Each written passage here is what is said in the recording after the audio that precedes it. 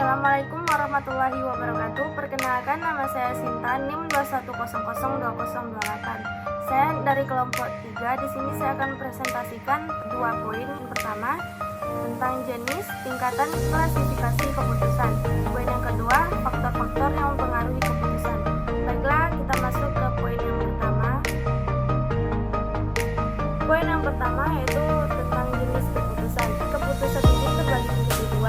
Yang pertamanya, keputusan terstruktur.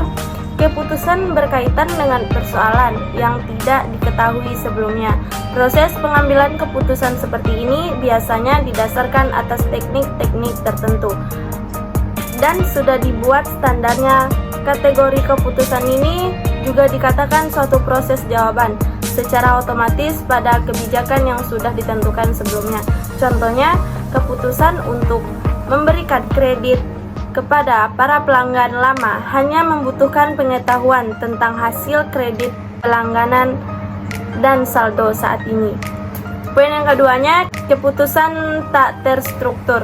Keputusan tidak terstruktur biasanya juga berkaitan dengan persoalan yang cukup pelik, karena banyak parameter yang tidak diketahui atau belum diketahui. Oleh karena itu, untuk pengambilan keputusan ini biasanya intuisi serta pengalaman seorang pelaku organisasi akan sangat membantu. Baiklah, selanjutnya poin tingkatan pengambilan keputusan. Tingkatan pengambilan keputusan ini terbagi menjadi 3. Yang pertama, pengambilan keputusan otomatis. Yang kedua, pengambilan keputusan memoris. Yang ketiga, keputusan kognitif. Baiklah, masuk ke pengambilan keputusan otomatis. Pengambilan keputusan otomatis ini bersifat biologis atau fisis. Sebuah keputusan yang didasarkan semata oleh gerak refleks atau insting. Yang kedua, pengambilan keputusan memoris. Pengambilan keputusan memoris ini diambil berdasarkan kemampuan seseorang mengingat wewenang dan tugas yang diberikan. Poin yang ketiga, pengambilan keputusan kognitif. Pengambilan keputusan ini berdasarkan ilmu pengetahuan dan keberhasilan bergantungan pada sejauh mana faktor lingkungan, pengetahuan, dan pengalaman menjadi perhatian saat pengambilan keputusan. Baiklah, masuk ke klasifikasi keputusan. Di sini ada beberapa poin. Poin yang pertama itu keputusan strategis, yang kedua policy, yang ketiga keputusan struktural, yang keempat keputusan fungsional, yang kelima keputusan rutin, yang keenam keputusan non-rutin, yang ketujuh keputusan yang diprogramasi. Keputusan strategis. Keputusan ini bertujuan untuk memecahkan masalah yang bersifat strategis, yakni merupakan masalah yang menentukan mati hidupnya organisasi. Keputusan polisi.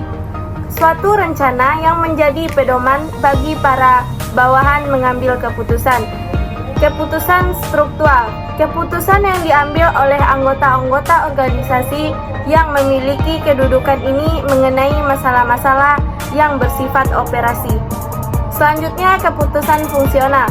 Keputusan ini berjenis untuk membantu pelaksanaan atau menyelenggarakan tugas pokok dan mencangkup penyediaan logistik, penyediaan fasilitas, pemecahan masalah-masalah teknis, kualitatif, atau kuantitatif. Keputusan rutin. Keputusan yang diambil untuk menangani atau menyelesaikan problema rutin. Selanjutnya, keputusan non-rutin. Keputusan ini yang bukan pengulangannya dari pola atau bentuk isi dari keputusan-keputusan sebelumnya. Keputusan selanjutnya, keputusan yang diprogramasi. Keputusan jenis ini dapat dilakukan dengan mengembangkan sistem informasi manajemen yang secara khas dititik beratkan pada keperluan pengambilan keputusan. Baiklah, kita masuk ke poin yang kedua, yaitu faktor-faktor yang mempengaruhi keputusan. Faktor mempengaruhi keputusan ini yang pertama, penilai individu, yaitu pengambilan peran yang besar dalam mempengaruhi aspek terjadinya suatu keputusan. Poin yang kedua, pribadi seseorang. Keputusan ini yang mempengaruhi juga bagaimana pribadi seseorang yang melibatkan dalam sebuah keputusan yang dibuat.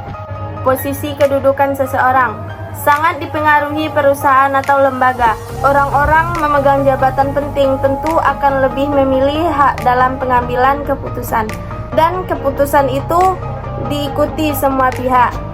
Selanjutnya, masalah. Masalah ini, keberadaan masalah menjadi hal yang menyimpang dan tidak sesuai pada apa yang sudah direncanakan. Selanjutnya, situasi dan kondisi. Pengambilan keputusan juga dipengaruhi adanya situasi tertentu yang terjadi di sekitar. Selanjutnya, waktu. Semakin menunda-nunda waktu dan pemikiran bagaimana suatu keputusan diambil, maka waktu semakin terbuang. Selanjutnya, emosional. Keputusan dipengaruhi oleh perasaan emosional karena biasanya keputusan juga akan mempertimbangkan hal yang berkaitan kemanusiaan sosial. Pasionalitas, melihat dari sisi berbeda dengan mempertimbangkan faktor yang ada. Baik, selanjutnya interpersonal. Hubungan orang dengan orang lain terjadi jalinan kerjasama. Yang selanjutnya praktikal dan struktural. Kemampuan individu dalam bertindak dan memiliki kemampuan untuk melakukan sesuatu seperti keputusan. Sekian dari saya. Apabila ada kesalahan dalam penyampaian, saya mohon maaf. Assalamualaikum warahmatullahi wabarakatuh.